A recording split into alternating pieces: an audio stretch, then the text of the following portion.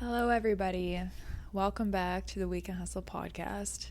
And I say welcome back because it has been a long time coming that I am recording a new episode. It's been quite a whirlwind this past year, and I kind of stepped back a little bit to reprioritize as a couple things have happened. This past year, I had a baby, so that's been taking a lot of my time and a lot of my energy navigating the new waters of motherhood. And if you don't know, I had a little bit of complications with the delivery, and we were in the NICU for around 50 days, so it was quite a thing, and I have no problem talking about it. And I feel like this is a new chapter of myself and a new chapter of Weekend Hustle because now I am a mom. And I know a lot of riders and especially barrel racers, we're all, we're like the horse girls, and a lot of us are women. A lot of us are parents, especially mothers. And now I feel almost ready to start navigating and tackling the topics of motherhood with horses or without horses, or just motherhood as its own thing, because that is a big thing. It's a big, big thing that I'm about 6 months into it right now, and it's been quite a thing. There's been a lot involved and a lot of transitions and adjustments and realizations about maybe myself and reprioritizing things, I would say, as well, which can be tough when we're navigating basically a new identity in a way, and juggling life. It can be quite a lot. So if you would like to, I have shared a lot of my story of life with a preterm baby in my own private blog. It's called shelbyoleschlager.com.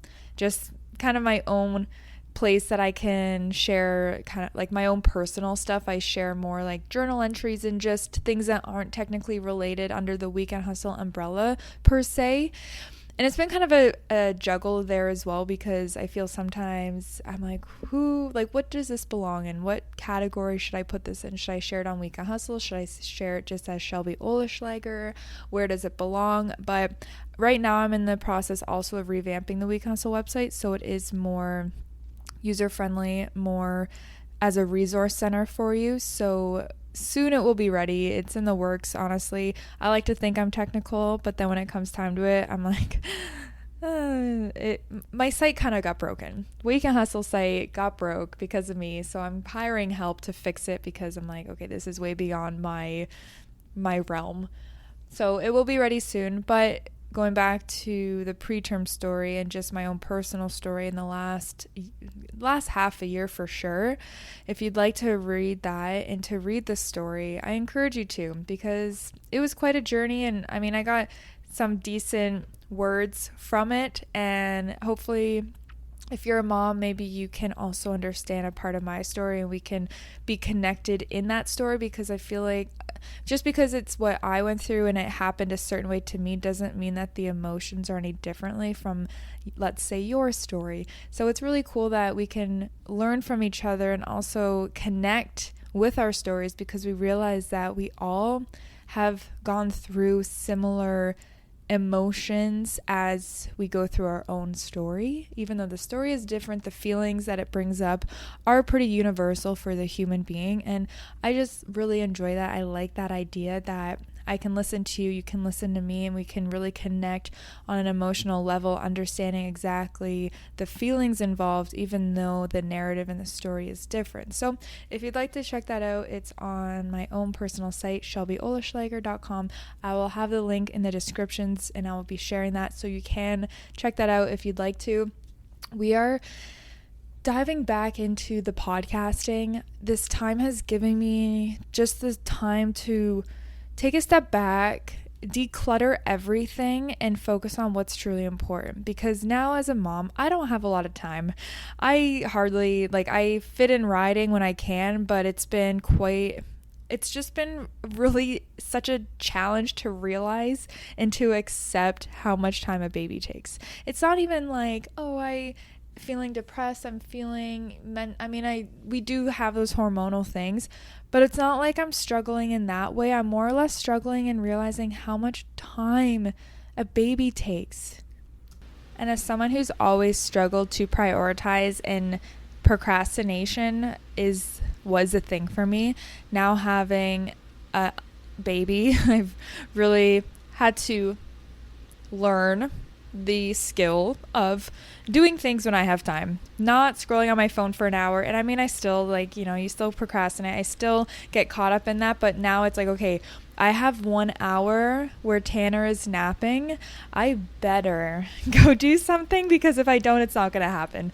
There's just no way. It's not like, oh, I have time later. It's like, this is my golden opportunity. And I've really realized that. And I think being a mom, I've learned so much. And that's just one thing that I feel like life had to kind of like kick me in the butt to say, basically, you're going to have a baby and this baby's going to teach you all these things. And the one being, you better start doing the things when you have time to do the things, or else you're not going to do it. And it's been really true. So it's really helped me actually with procrastination, being like, okay, procrastinating is just like overthinking the thing and not like feeling overwhelmed almost about the thing, so you just don't do it. And then I do it when I have the pressure, and then I just like go hard and really hyper focus, where there can be a nice lovely balance there. There can be like serenity with doing work and not procrastinating, putting it off, and then all of a sudden it's mayhem. So learning that balance has been kind of a cool thing, because I don't have another option. It's like, if we want to do something, if we have goals, obviously we're mothers now. Well, I am, but we also are still ourselves. And I think that's going to be something I'm going to still constantly be figuring out, is that balance between being a mom, also being Shelby, and remaining who I am and doing the things that bring me the joy and that keep me grounded, while also having a baby that I go on her timeline. Like, I literally say, I'm basically in Tanner's world. I'm just a part of it. I'm like just a character, not the main character right now. And I have to just accept that, because that's just kind of a part of the whole transition into motherhood. And I still think that's fine. Like, it's honestly been fine to not be so focused on myself and to just focus more on her needs, what she needs. So I've really slowed down my life in a lot of ways.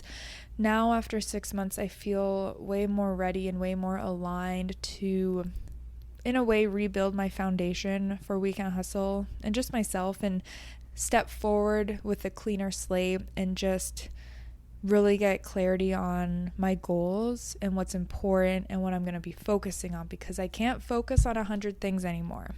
That's something else I'm working on. Is I like doing so much stuff. I have so many ideas that it gets, like all of a sudden you have 100 ideas and things you're working on, and like 10 projects, where now it's like, okay, narrow it down to 1 or 2. What are the main things that are really important to you that you can sustain?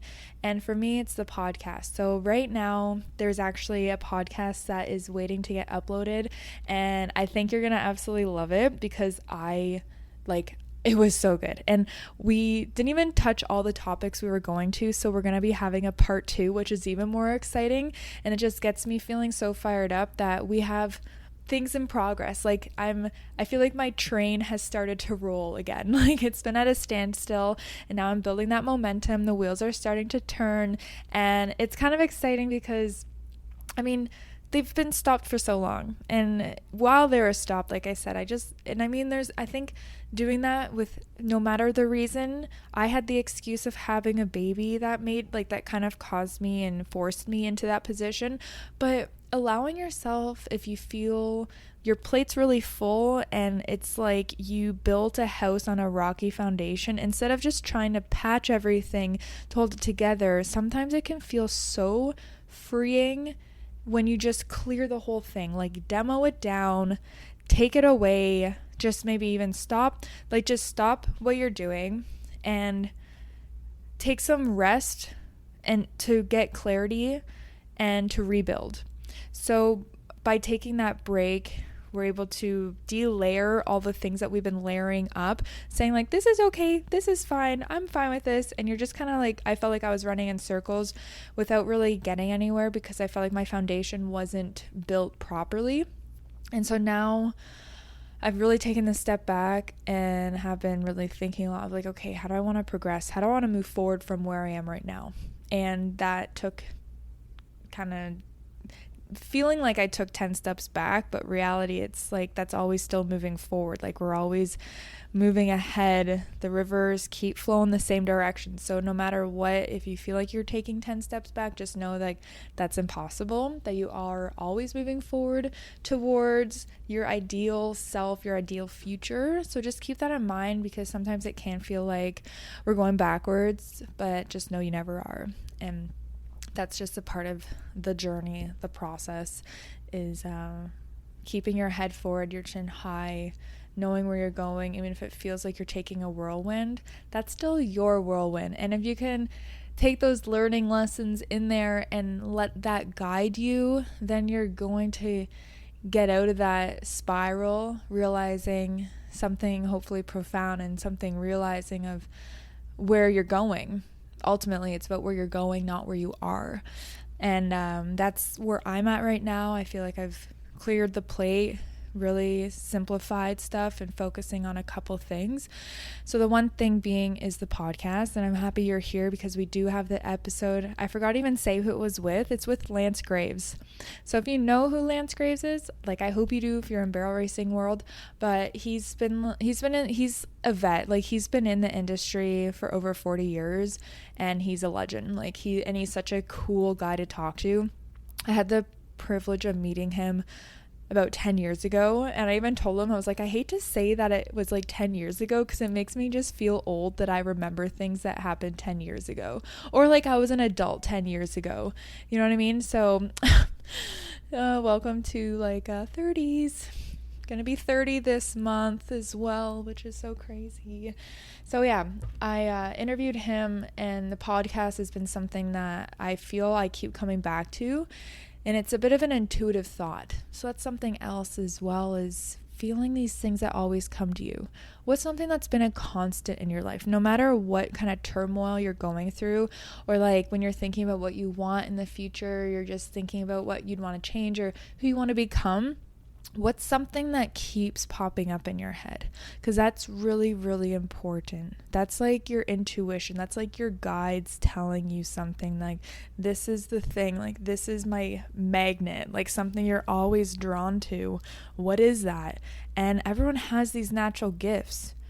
Maybe mine is talking and being curious and interviewing people and sharing their story. Most importantly, like I really feel honored, and I just feel called to have a platform that I can share people's stories, and a platform that I can also share my own story and help inspire through that, and just connect with people on a deeper level is totally my jam. And whenever I sit down with a blank piece of paper and I write something out of, let's say, a goal, it usually comes back to podcasting. And more specifically, I'm going to just throw it in the universe and I'll tell you like what I think.